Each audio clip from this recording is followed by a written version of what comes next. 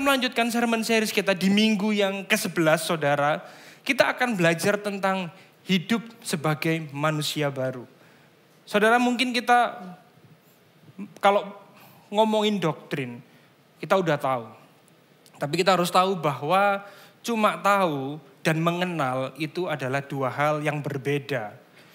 Kita bisa cerdas secara teologis, membedakan mana khotbah yang berpusat pada Injil, mana khotbah yang tidak alkitabiah, kita sudah bisa langsung mendeteksi. Tapi itu tidak cukup, kita perlu mengenal lebih dalam. Kita perlu mengenal Tuhan kita. Kita perlu mengenal siapa diri kita di hadapan Tuhan. Kalau cuma tahu, ya tahu aja. Itu bukan konsep. Jadi manusia baru itu bukan konsep. Kayak seolah saya mengerti, saya tahu istri saya itu sukanya makan apa. Kalau enggak kue tiaw sama mie karet. Tapi seringkali saya gagal. Saya cuma ngajaknya beli soto sama nasi goreng. Karena itu kesukaan saya. Jadi antara apa yang kita ketahui dan apa yang harus kita lakukan. Ini harus sinkron, saudara. Jadi hari ini kita akan belajar bersama-sama. Supaya kita tidak hanya mengerti Injil itu hanya sebagai konsep. Ngerti manusia baru. Bukan hanya konsep, tapi kita menghidupinya. Amin. Katakan sama-sama, menghidupi. Amin. Kita akan baca ayat kita dari Efesus 4 ayat 17 sampai 24. Yang semangat sama-sama katakan aye. Nah, kalau Pastor Mike yes ya, saya enggak mau sama saudara ya. Jadi saya ingin kita bergantian membaca dari ayat 17 sampai 24. Saya akan mengawalinya. Sebab itu kukatakan dan kutegaskan ini kepadamu di dalam Tuhan. Jangan hidup lagi sama seperti orang-orang yang tidak mengenal Allah. Dengan pikirannya yang sia-sia, saudara. Dan pengertiannya gelap. Jauh dari persekutuan dengan Allah.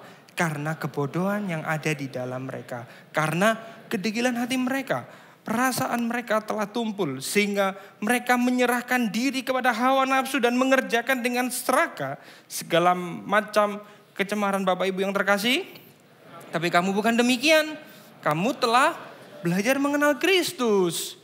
Karena kamu telah mendengar tentang Dia dan menerima pengajaran di dalam Dia menurut kebenaran yang nyata dalam Yesus. Saudara, yaitu bahwa kamu berhubung dengan kehidupan kamu yang dahulu harus menanggalkan manusia lama yang menemui kebinasaannya oleh nafsu yang menyesatkan. Supaya kamu dibarui dalam roh dan pikiranmu. 24 kita baca sama-sama.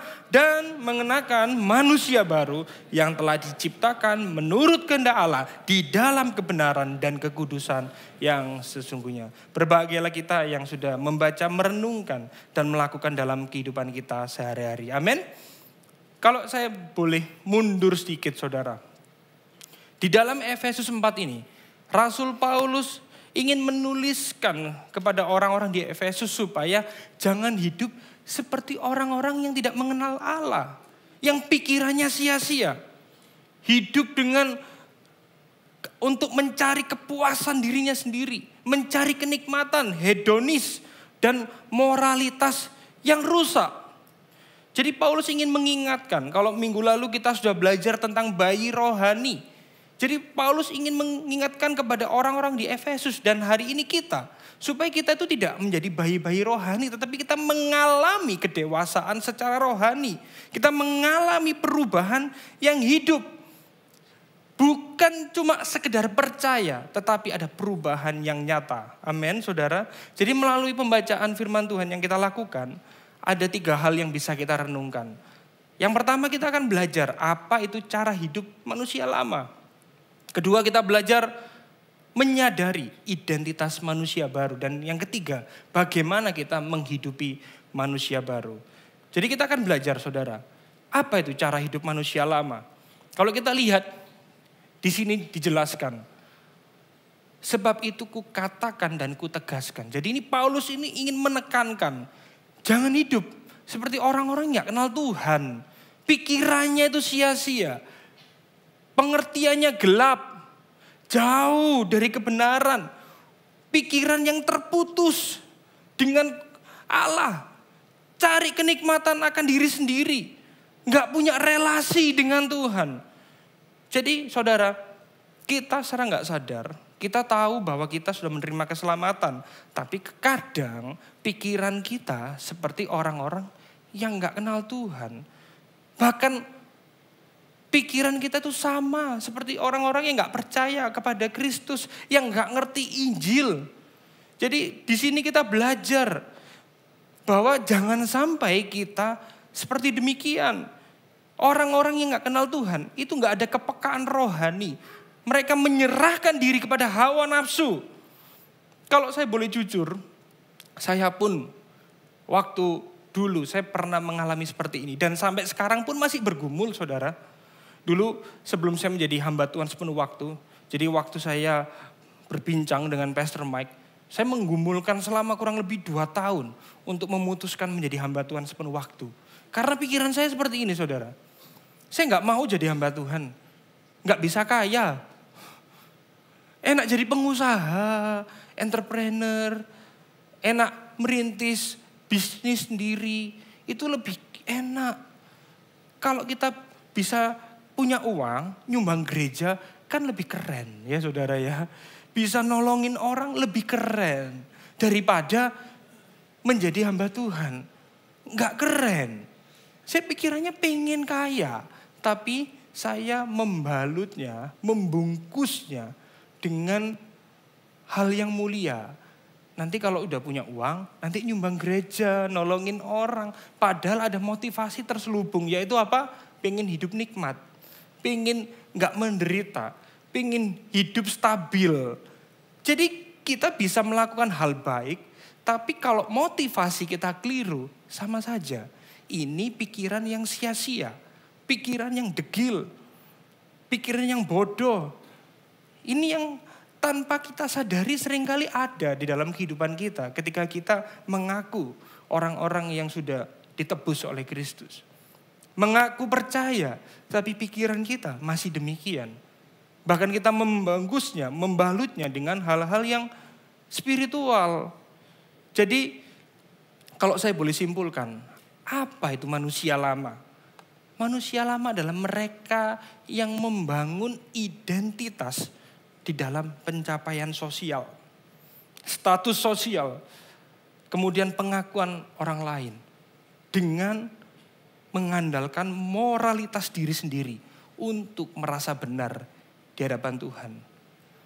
Mengejar kenikmatan duniawi sebagai sumber kebahagiaan, tetapi kita membungkusnya dengan hal-hal yang terlihat baik, saudara. Ini bahaya. Kalau kita mencoba sekali lagi berkenan kepada Tuhan dengan cara kita sendiri, sama aja kita hidup seperti orang-orang yang tidak mengenal Tuhan. Semua orang juga melakukan demikian.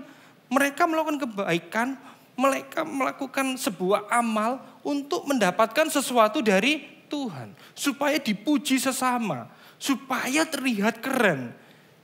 Ini pikiran manusia lama. Oleh sebab itu, saudara, kekristenan itu bukan hanya mendorong seseorang untuk memiliki perilaku yang baru, tetapi hati yang baru. Sama-sama katakan hati yang baru. Hati yang baru, tepuk kanan kiri Anda, saudara. Ini yang paling penting.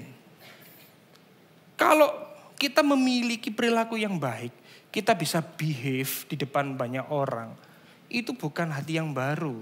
Jangan-jangan itu cuma perilaku, jangan-jangan itu cuma modifikasi supaya kita terlihat baik. Ini perlu kita waspadai. Bisa terlihat aktif di gereja, melayani Tuhan, memberi untuk Tuhan. Tetapi kalau kita punya motivasi yang lain, ini yang berbahaya. Ini yang perlu kita telusuri. Kita bisa menjadi orang yang family man gitu. Kelihatannya peduli sama keluarga, peduli sama orang lain. Tapi kalau cuma mau dipuji, cuma mau dianggap saleh, cuma pingin dianggap, wah ini kamu harus meneladani orang seperti ini. Ini sesuatu yang salah. Makanya kekristenan bukan tentang perilakunya. Saya bukan anti perilaku. Tapi yang lebih penting adalah hati yang baru. Nanti kita akan belajar sama-sama, saudara. Karena Injil, sekali lagi, bukan sekedar modifikasi perilaku. Tetapi transformasi hati. Sama-sama katakan transformasi hati. Ini Injil, saudara. Injil juga bukan tips untuk menjadi orang Kristen yang lebih baik. Injil itu mengingatkan siapa kita. Bahwa kita adalah ciptaan baru di dalam Kristus. Amin, saudara. Ini adalah berita Injil. Kenapa kok kekristenan itu harus dimulai dari hati? Karena perubahan itu dari hati dulu, saudara. Bukan dari perilaku. Kalau saya ngomong perilaku, bukankah semua keyakinan ngomong perilaku yang baik? Moralitas yang baik? Gak ada keindahan antara kekristenan dengan keyakinan lain. Kalau saya hanya fokus pada moralitas. Jadi kita perlu belajar supaya kita tidak terjebak di dalam modifikasi perilaku. Mungkin kata-kata modifikasi perilaku ini sering banget kita dengerin. Apalagi kalau Anda beribadah terus menerus di sini. Tapi mungkin Anda bertanya-tanya, apa sih modifikasi perilaku itu? Saya ingin jabarkan beberapa contoh. Tentunya ini tidak mewakili semuanya, tapi ini yang sering kita hadapi di dalam kehidupan kita. Kalau kita jadi rajin, ingin mendapat apresiasi, itu modifikasi perilaku. Kalau kita memiliki saat diawasi, itu namanya modifikasi perilaku. Bahkan kalau ada karyawan gak suka sama atasan, terusan mengalami konflik dengan sesama. Biasanya anak-anak Gen Z ngomongnya, kita pakai jurus senyuman karir. Apa itu senyuman karir? Ya mungkin senyumnya agak fals gitu ya. Nggak bisa dideskripsikan dengan clear di situ. Atau gini saudara, menjadi sabar ketika ingin dipandang bukan seorang yang pemarah. Ini modifikasi perilaku, bahaya. Melakukan yang terbaik supaya dapat upah. Ini apa namanya? Modifikasi perilaku. Bahaya saudara. Ini hal baik semua loh. Tapi kita harus tahu. Kalau motivasinya keliru, itu jadi modifikasi perilaku. Memberi ketika ingin dipandang murah hati. Itu modifikasi perilaku. Menjadi jujur ketika takut kena kutuk. Saya menjumpai banyak orang percaya juga. Aku gak berani macam-macam lah. Nanti kena karma. Malah ngomong karma. Gak ada kekristenan hukum karma ya saudara ya. Itu bukan konsep kekristenan. Nanti Tuhan memberikan kutukan. Ini keliru saudara. Ini modifikasi perilaku. Kalau mau jujur, kita semua rentan di dalam dosa modifikasi. Orang paling rentan saudara untuk terjebak dalam modifikasi perilaku. Saya paling rentan. Kalau saya mau jujur, kalau orang memberikan label, Pastor Dave, waduh berat sekali sepertinya. Wah berarti saya harus murah senyum. Kalau disakiti nggak langsung marah, nggak gampang tersinggung. Ini berbahaya. Saya bisa terjebak di dalam hal-hal seperti itu. Mungkin beberapa Anda yang kenal saya dengan dekat, mungkin saya itu orangnya itu sulit serius ya saudara ya. Guyang-guyu, cengengesan gitu ya. Tapi sebenarnya saya itu pemarah saudara. Saya itu punya temperamen yang tinggi. Tapi kalau mungkin Anda gak pernah mengalami murka saya saudara. Mungkin saya murkanya di tempat lain. Dan seringkali saya harus jujur dan bertobat. Orang rumah yang kena murka saya saudara. Saya itu orangnya sebenarnya temperamen. Cuma saya makanya ngomong di sini, saya itu terjebak dalam modifikasi perilaku. Makanya sebelum saya menyampaikan firman Tuhan ini untuk Anda semua. Firman Tuhan ini sudah berbicara dengan keras pada diri saya. Dan saya meratapi Tuhan, kenapa Engkau pilih saya? Saya pun masih jatuh bangun di dalam dosa modifikasi perilaku. Begitu sulit mendapatkan stigma jadi hamba Tuhan harus seperti ini, harus seperti itu. Memang. Dan itu yang akan membuat saya jatuh dalam dosa modifikasi perilaku. Bahkan kapan lalu saya pernah pergi berkendara dengan teman-teman saya. Di mana itu adalah CG leader yang saya pimpin. Saya adalah seorang gembala CG juga. Pada waktu itu saudara ya, saya nyetir mobil. Di jalur yang tepat. Di sini ada sepeda motor. Di sini kendaraan saya. Di sini ada motor. Motornya Mio atau Vario yang mengendarai ibu-ibu. Itulah ras terkuat di muka bumi. Waduh, melipir, nyerempet saya. Saya diomong sama orang itu, oh maaf ya, goblok. Waduh, mulai emosi. Habis gitu, gak lama, saya dipisui. Oh, jajan coklat tuh. Waduh, muntap setengah mati saya, saudara. Saya buka kaca, pengen tak pisui balik. Tapi itu ada rekan-rekan saya yang saya pimpin, segi leader itu. Bergumul kan, modifikasi perilaku. Jadi saya sudah kadung buka kaca. Jadi mau ngomong jadi cuma, gitu loh. Apa sih itu? Gak jelas. Mau ngomong gak bisa.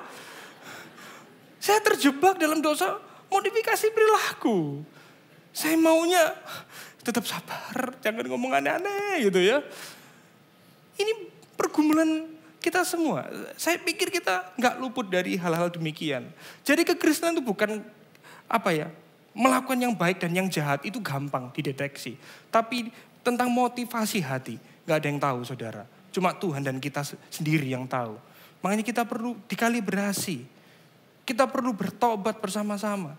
Karena menanggalkan manusia lama ini bukan hal yang mudah. Tidak bisa diselesaikan dengan berbagai macam aturan.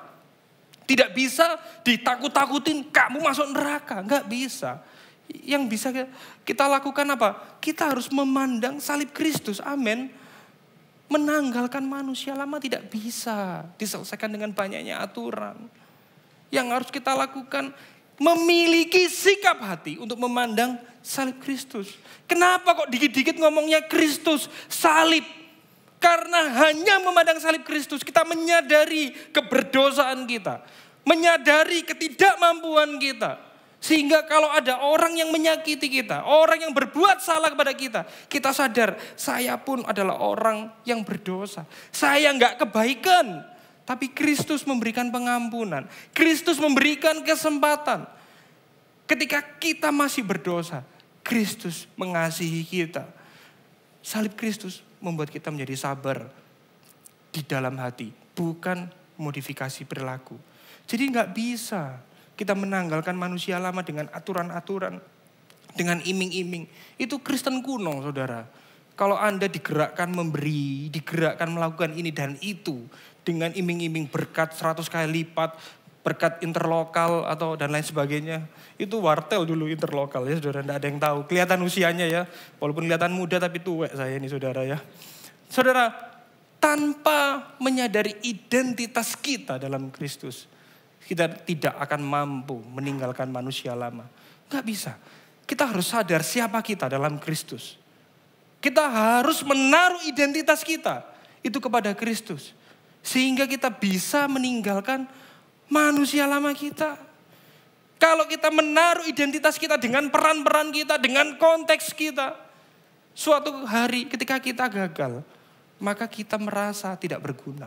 Tetapi kalau kita menaruhnya pada Kristus, apapun yang terjadi dalam hidup kita, aku tahu, aku berharga karena Kristus sudah mati bagi aku. Amin, saudara. Berikan sorak-sorai kemuliaan buat Tuhan kita. Saya ingin Anda juga bereflektif.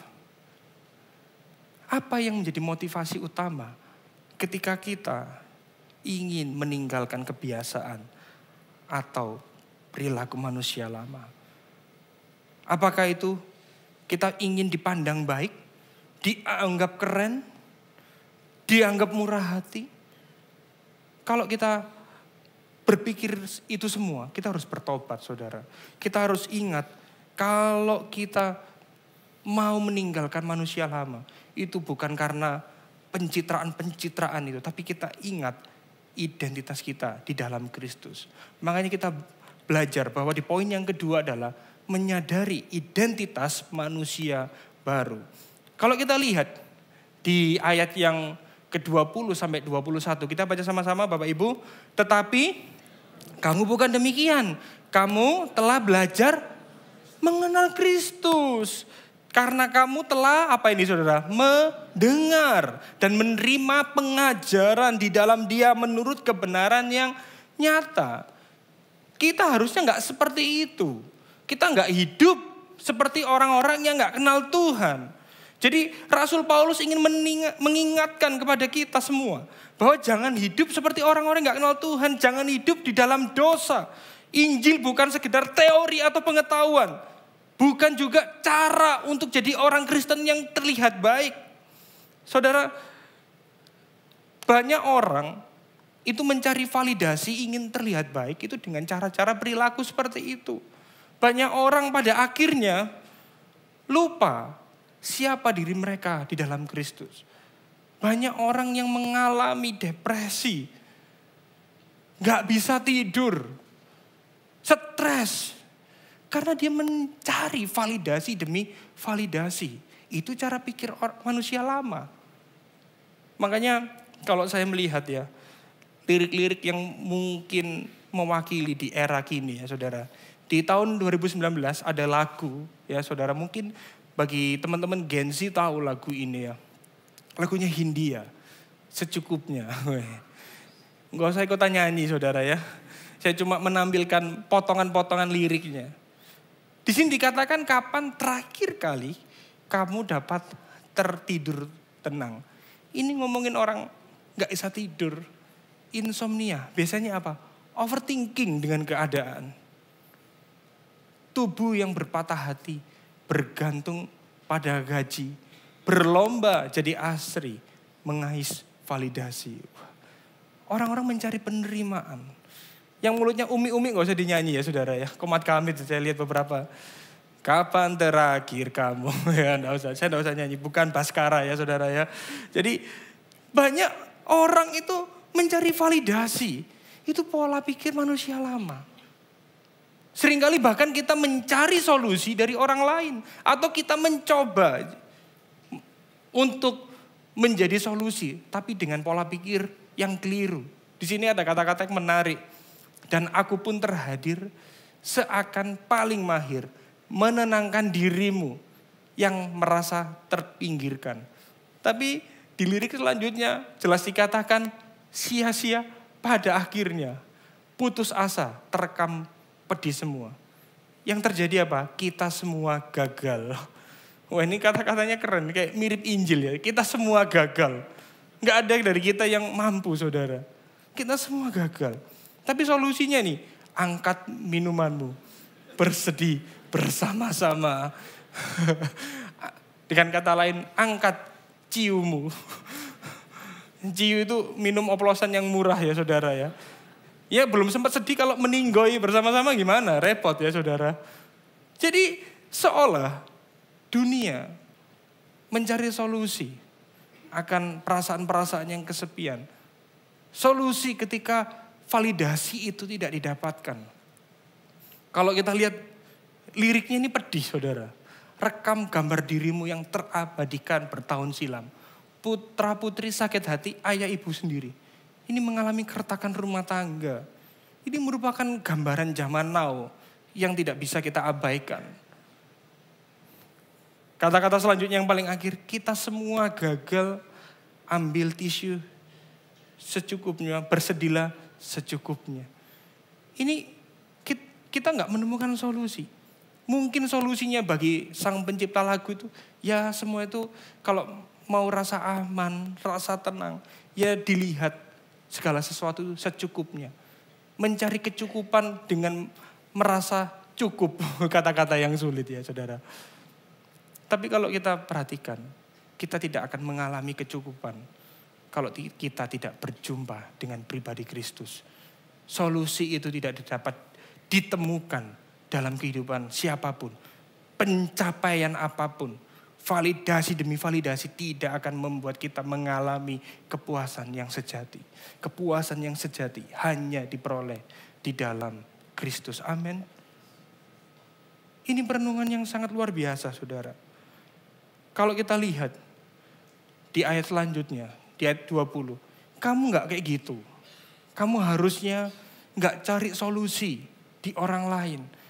Gak cari solusi dengan kepuasan atau kenikmatan yang sementara. Itu cuma mengalihkan isu aja. Tidak menyelesaikan akar masalahnya. Kamu minum, kamu sampai mabuk, sampai jackpot, sampai tipsi atau apapun itu. Tidak akan mendapatkan kepuasan.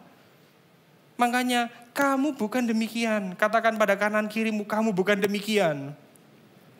Kita tidak demikian. Kita telah belajar mengenal Kristus. Dulu kita berusaha hidup benar agar diterima oleh Allah. Aku berharga jika aku sukses. Aku harus membuktikan diri. Saat ini ketika kita mendengarkan Injil Kristus, kita mendengarkan berita yang membebaskan kita. Sekarang kita sudah diterima oleh Allah. Sehingga kita rindu untuk hidup benar. Amin. Sekarang aku berharga. Karena Kristus telah menerima hidupku. Aku berharga. Karena aku diterima oleh Kristus melalui kasih karunia-Nya. Ini yang harusnya menjadi kekuatan bagi hidup kita. Ini adalah pola pikir yang dimiliki orang-orang manusia baru. Jadi ketika kita menghidupi manusia baru, mestinya pemikiran yang ini yang harus kita terima. Kita bukan mencari validasi, tapi kita sungguh-sungguh mengalami perjumpaan dengan pribadi Kristus itu. Sehingga saudara, jika identitas kita berakar dalam Kristus, maka tidak ada lagi yang bisa menggoncang kita. Bukan kegagalan kita. Bukan penolakan, bukan ketakutan akan masa depan. Sebab kita sudah aman di dalam Kristus. Katakan pada kanan kiri Anda, kamu sudah aman dalam Kristus. Kalau kita menyadari hal ini, apapun yang kita alami, kita gak gampang stres, kita gak gampang depresi. Ada sebuah kisah di mana ada 2 orang ikutan audisi. Jadi audisi ini untuk masuk ke dalam sebuah event Broadway atau TV. Jadi satu orang ini adalah seorang pengusaha. Dan satunya lagi adalah orang yang memang hidupnya di dalam dunia acting. Saat mereka audisi, ternyata kedua orang ini sama-sama gagal masa audisi. Nah si pengusaha ini kecewa. Kenapa dia gagal? Tetapi hidupnya terus berlanjut.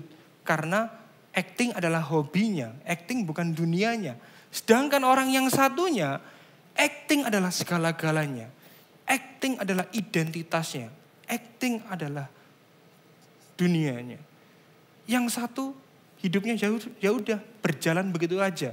Tetapi yang satu gak bisa move on. Terus depresi, stres, merasa tidak berarti, merasa tidak berharga. Di sini kita belajar bahwa ketika kita melekatkan identitas kita kepada kesuksesan, kepada karir, kepada ide-ide kita, kepada peran yang kita lakukan, kepada konteks kita. Ketika itu gagal, maka runtuhlah semua di dalam kehidupan kita. Dunia kita jadi runtuh. Tetapi jika kita menaruhnya kepada identitas baru yang diberikan oleh Kristus. Sampai kita gagal, sampai kita gak berhasil. Kita tahu bahwa aku berharga. Bukan karena apa yang aku lakukan. Tetapi aku berharga karena Kristus telah mati bagiku. Dan dia memberikan identitas baru di dalam hidupku. Amin saudara. Berikan sorak-sorai kemuliaan buat Tuhan. Ini yang harus kita renungkan sebagai orang percaya. Jadi jangan pernah menaruh apapun itu selain Kristus dalam hidup kita. Hal-hal yang sementara itu akan mengecewakan kita. Akan membuat kita terguncang.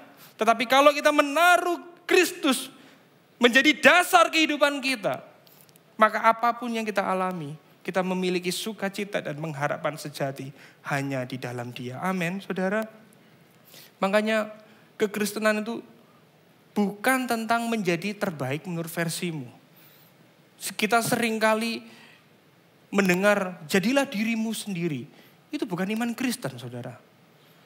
Kekristenan itu apa sih, saudara? Jadilah sesuai dengan identitas yang baru di dalam Kristus. Jadilah hidup serupa Kristus. Bukan versi dunia atau versimu. Versi kita itu sudah rusak. Versi kita itu memiliki kecenderungan hidup di dalam dosa. Makanya kita harus menaruh identitas baru. Kita menyadari bahwa kita sudah diberikan manusia baru itu melalui pengorbanan Kristus. Ini yang perlu kita renungkan. Saudara, makanya 2 Korintus 5 ayat 17 kita baca sama-sama. 1, 2, 3. Jadi siapa yang ada di dalam Kristus, dia adalah ciptaan yang baru. Yang lama sudah berlalu. Sesungguhnya yang baru sudah datang, yang lama sudah berlalu. Waktu kita percaya Yesus, kita menerima kebenaran. Kebenaran yang kita miliki bukan kebenaran karena usaha kita, tetapi kebenaran yang dianugerahkan, diberikan melalui salib Kristus. Kita adalah ciptaan baru. Sama-sama katakan pada diri Anda masing-masing, saya adalah ciptaan baru. Saya adalah manusia baru.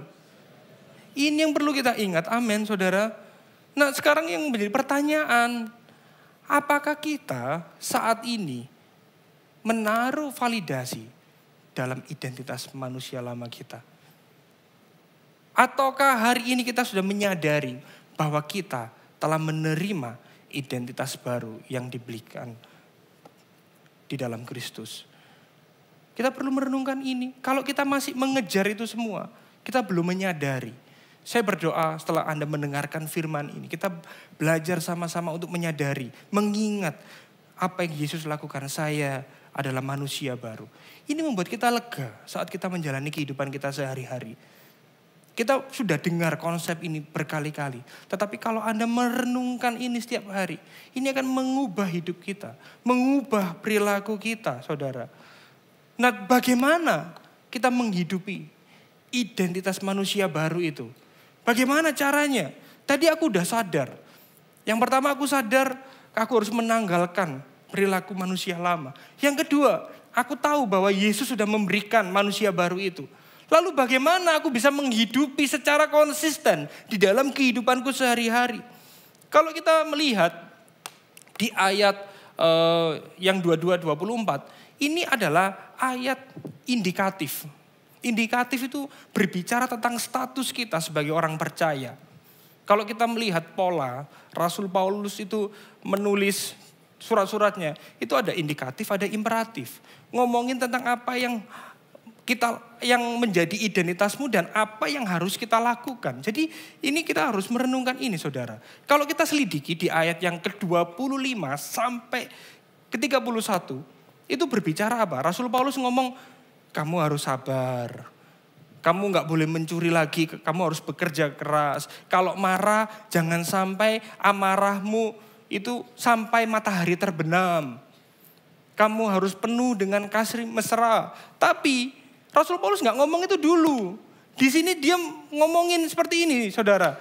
Yaitu bahwa kamu berhubung kehidupan kamu yang dahulu. Kamu harus menanggalkan manusia lama. Kemudian di 24, mengenakan manusia baru. Jadi Rasul Paulus ingin mengingatkan kepada kita semua.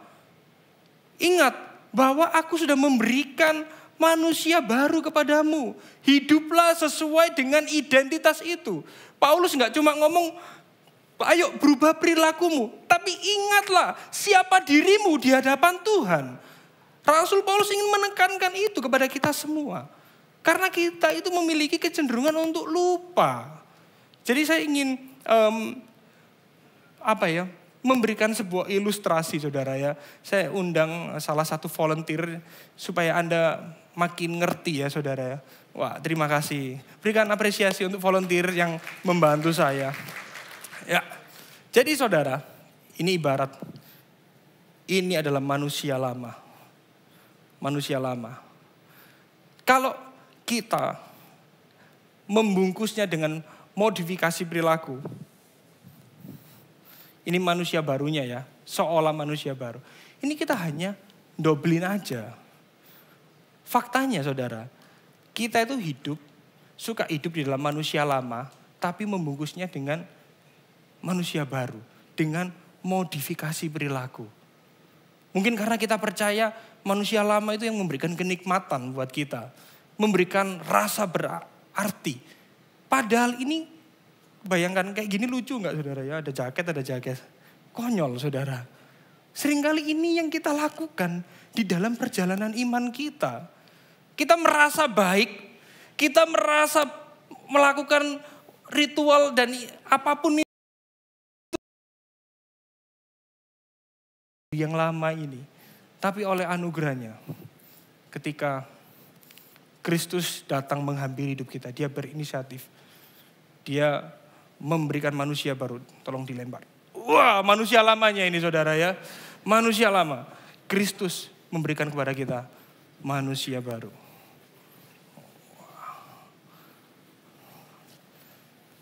Identitas baru sudah ada di dalam Pak Robi. Wow.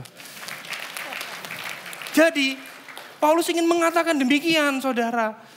Kamu itu sudah menanggalkan. Dan kamu sudah mengenakan manusia baru. Kalau saya selidiki di sini Yunaninya, biar kelihatan kalau saya itu MTH ya saudara ya. Enggak ya, makin tinggi hati nanti. Enggak maksud ya saudara ya. Jadi kita lihat ini peristiwa satu kali untuk selamanya. Tidak bisa dicopot, dipakai. Enggak demikian saudara. Tapi ini peristiwa satu kali yang Tuhan berikan kepada kita. Rasul Paulus ingin ngomongin hiduplah sesuai dengan identitas baru itu. Jangan pakai perilaku lama. Kamu manusia baru, jangan hidup seperti orang-orang yang gak kenal Allah. Jangan hidup seenaknya sendiri. Jangan hidup hedon.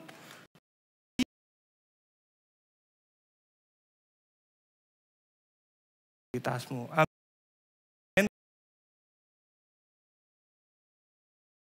Ini yang perlu kita lakukan di dalam kehidupan kita sehari-hari. Jangan sampai ini loh saudara. Kita jatuh di dalam ekstrim. Modifikasi perilaku. Harusnya ini tidak ada di dalam kamus kita. Kita mungkin bisa jatuh. Tapi sekali lagi kita perlu Roh Kudus untuk menolong kita. Amin. Di ayat yang ke-23 ini jelas dikatakan. Supaya kamu diperbarui dalam roh dan pikiranmu. Ini ngomongin apa sih? Ini perubahan dari dalam keluar. Bukan sekedar perilaku. Dan yang mengerjakan itu siapa? Roh Kudus. Pribadi Roh Kudus ini yang akan menolong kita. Nggak mampu kita melepaskan manusia lama kita. Kalau roh kita tidak diregenerasi, dilahir barukan oleh Roh Kudus. Jadi Roh Kudus yang terus memperbarui hidup kita. Dia yang memulai, dia terus menyertai sampai akhir hidup kita. Ini luar biasa sekali saudara. Kita perlu mohon pada pribadi Roh Kudus itu.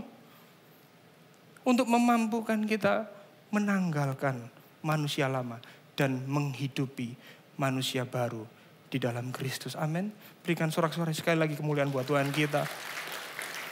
Jalan keluarnya itu bukan sekedar berubah perilaku, tetapi menerima identitas yang baru, hati yang baru.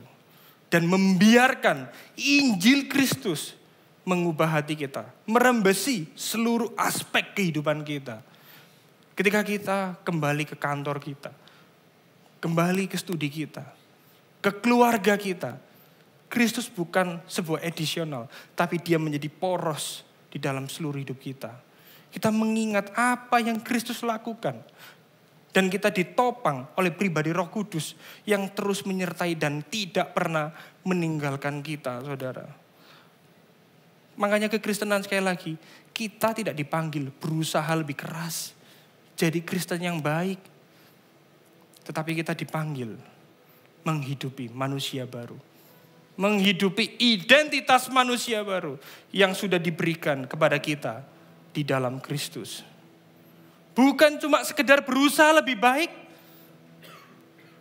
Bukan hanya yang ditampak di permukaan. Bukan hanya tentang moralitas. Kekristenan bukan ajaran moral dan etika. Saya bukan menentang moral dan etika, sekali lagi jangan salah paham. Bahkan moral dan etika Kristen itu bukan inti kekristenan. Bukan. Inti kekristenan, kita yang terhilang, kita yang rusak total. Tetapi Allah berinisiatif mencari kita. Dia tidak hanya berinisiatif mencari kita, dia membawa kita hidup di dalam perubahan hari demi hari untuk serupa dengan dia. Kita dimampukan, kita disertai. Inilah keindahan iman Kristen, saudara. Kita bukan hanya disuruh untuk berbuat baik, tapi kita disertai untuk mengikuti kehendaknya, saudara. Kalau kita punya iman pada Kristus, maka kita akan terus membuahkan hal-hal yang seperti Kristus lakukan. Kalau saya menanam pohon mangga, yang keluar adalah mangga. Demikian juga, hari ini kalau kita menaruh iman pada Kristus, maka karakter Kristus, buah roh itu akan muncul. Bukan dibuat-buat, tetapi Roh Kudus yang terus mengerjakan di dalam dan melalui kita. Amin. Ingat apa yang Kristus lakukan. Sadari apa yang Kristus lakukan di kayu salib. Sehingga kita dapat ingat siapa kita di dalam Kristus. Kalau kita ingat apa yang Kristus lakukan, kita akan terus merasa terharu. Kita gak akan bosen dengar berita Injil. Walaupun mungkin ini pesannya bisa jadi mirip-mirip. Tetapi ini terus mengubahkan hati kita. Hati kita terus meleleh. Hati kita terus hangat. Karena kita tahu bahwa kita gak mampu. Tapi Kristus begitu murah hati. Kemurahannya itu terus menuntun kita kepada pertobatan demi pertobatan. Ini yang mengubahkan setiap kita, saudara. Ingat apa yang Kristus lakukan. Kristus tidak hanya menyelamatkan kita, tapi dia rindu supaya kita hidup serupa dengannya. Saya ingin sekali lagi bertanya pada Anda, dan ini pertanyaan untuk saya sendiri. Apa saya saat ini sering terjebak dalam modifikasi perilaku? Saya ingin menunjukkan bahwa saya orang baik. Atau hari ini kita sudah dengan sungguh menghidupi identitas baru di dalam Kristus. Amin. Saya undang Anda untuk bangkit berdiri. Kita sama-sama merenungkan Kristus. Dia adalah Allah sejati. Rela meninggalkan kemuliaan. Dia berkenosis. Meninggalkan kemuliaan yang harus dipertahankan itu. Tapi dia rela menambahkan natur Allah dengan natur manusia. Jadi dia adalah Allah sejati dan manusia sejati. Dan dia mengenakan identitas sebagai manusia sejati. Supaya kita dimampukan untuk menanggalkan manusia lama yang senang cari validasi. Dan kita dimampukan untuk menghidupi manusia baru di dalam Kristus. Amin, saudara. Hari ini kita kembali merenungkan Yesus mengubah identitas kita sebagai musuh Allah menjadi anak-anak Allah. Supaya kita dimampukan untuk hidup di dalam identitas manusia baru yang terus diperbaharui hari lepas hari. Yesus bangkit memberikan kepada kita hidup baru. Supaya kita dimampukan hidup sebagai anak-anak terang. Bukan hidup seperti orang-orang yang tidak mengenal Allah. Yesus mati menebus hidup kita. Mengampuni dosa kita. Supaya kita dimampukan untuk menanggalkan manusia lama. Dan mengenakan manusia baru.